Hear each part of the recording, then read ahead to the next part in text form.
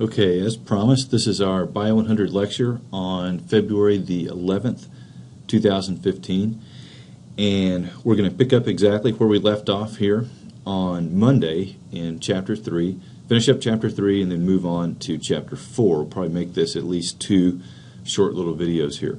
So remember, next time we meet, which will be Monday, the 16th, yes, the 16th, then we do have our next exam, and that exam will cover what I'm talking about right now here at the end of Chapter 3.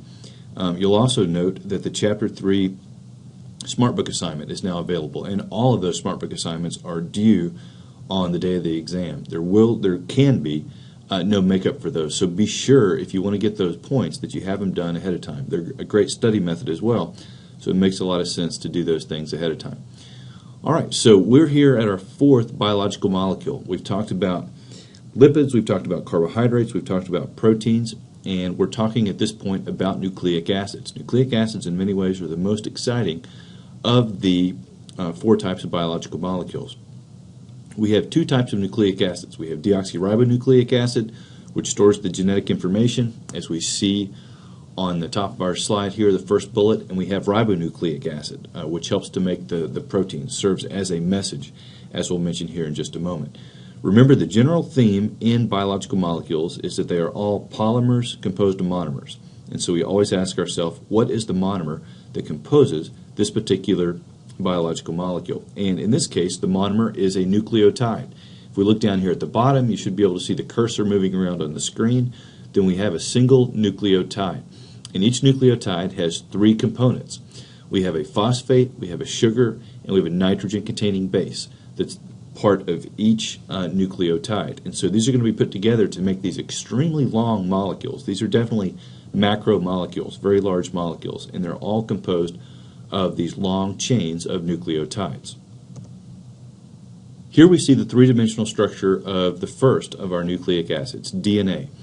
And so DNA is as we've talked about in class before, is the molecule that carries this code that determines who you are, at least as far as your physical features, even down to the tiny minute aspects of your molecular nature. DNA codes for all of that.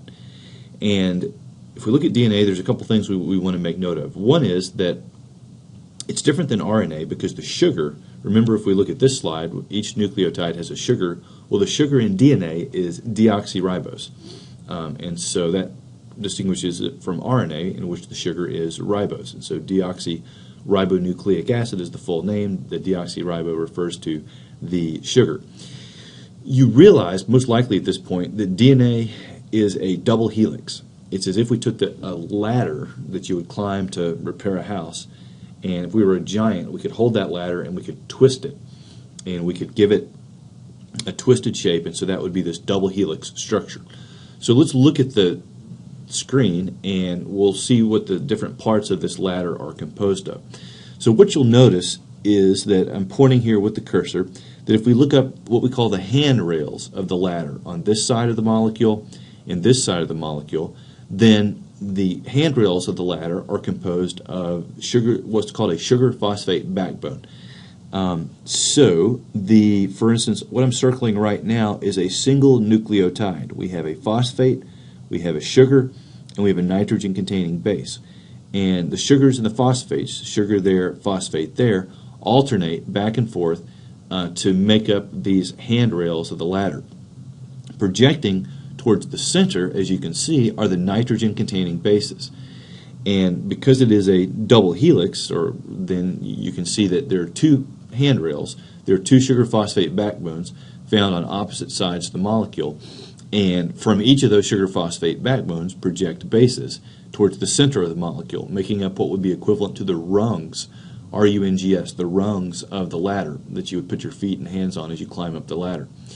And so there are only 4 types of bases, as you may already realize at this particular point. They're listed over here to the right-hand side of our slide.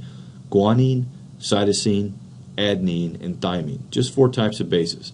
And interestingly, when their position in the DNA molecule is very deliberate. And so every time we have an adenine on one side, we have a thymine on the other side. Anytime we have a guanine on one side, we have a cytosine on the other side. A pairs with T, C pairs with G. We refer to this as complementary base pairing. And it's going to be very important when we get to the stage of our chapter, our class actually, where we talk about DNA replication. And so keep that in mind for the time being.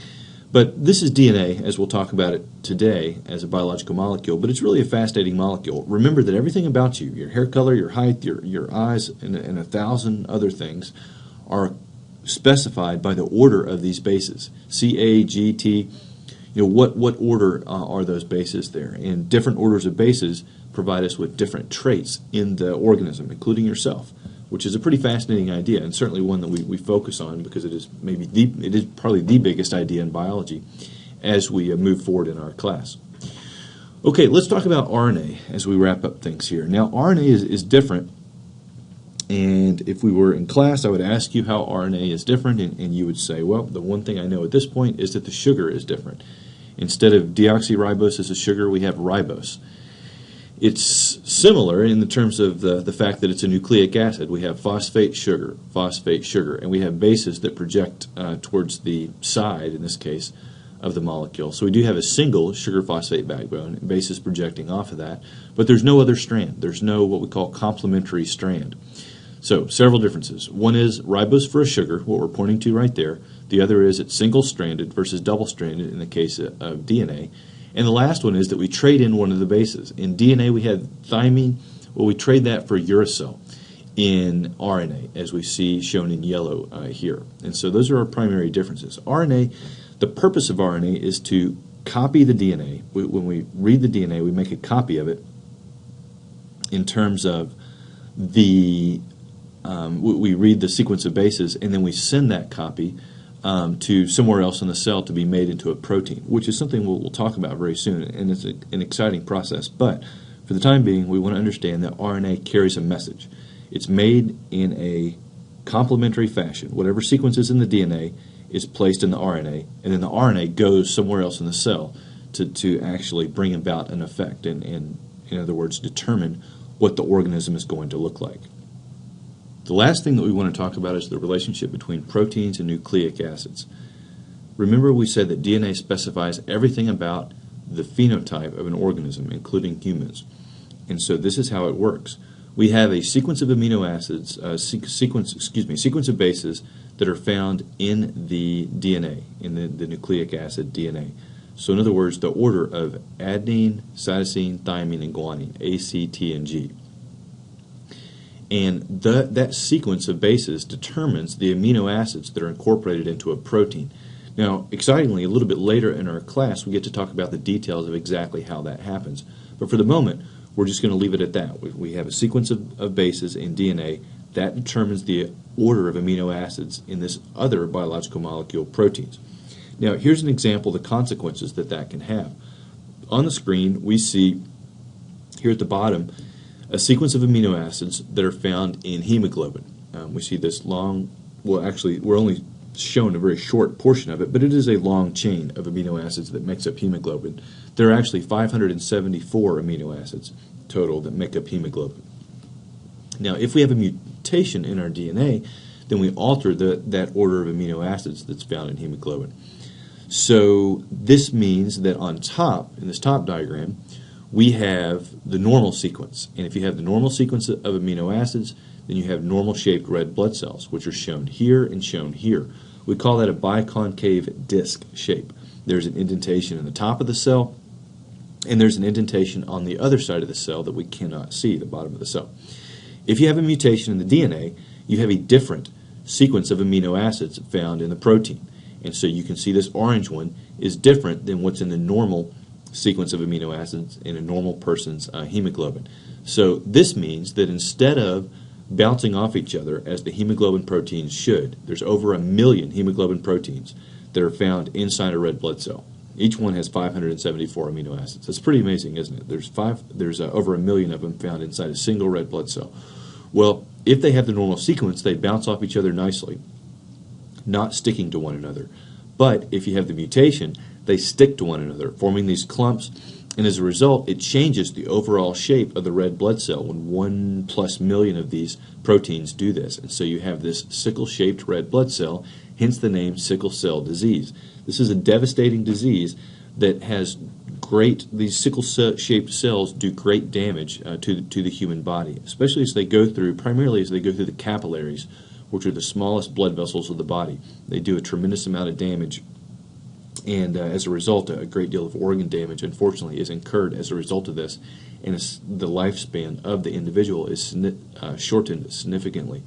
So, and there are ways to treat it, which is the good news in developed countries, but the bad news is that not everyone in the world has access to that treatment. So it is a sad story, but it's a good illustration of the importance of DNA and proteins, two of these biological molecules that we've talked about. The sequence of the bases in DNA determines the order of nucleic acids in the protein, and that determines the shape of the cells, which determines the health of the human being. Now, we'll talk about other disorders like cystic fibrosis and Tay-Sachs disease a little bit. And so these are other disorders that are caused by the same thing. You have a mutation in the DNA that eventually impacts a protein that impacts the health of the person. All right, so this brings us to the end of Chapter 3.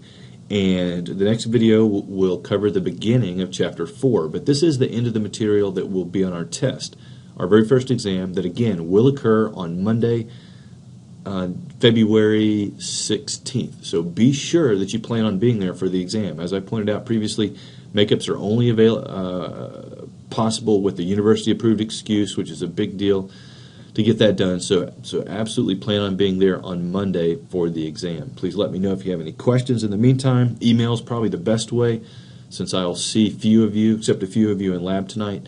I will see a few of you in person before then. But I respond to emails pretty quickly, most any day. Okay, this is the end of our Chapter 3 video.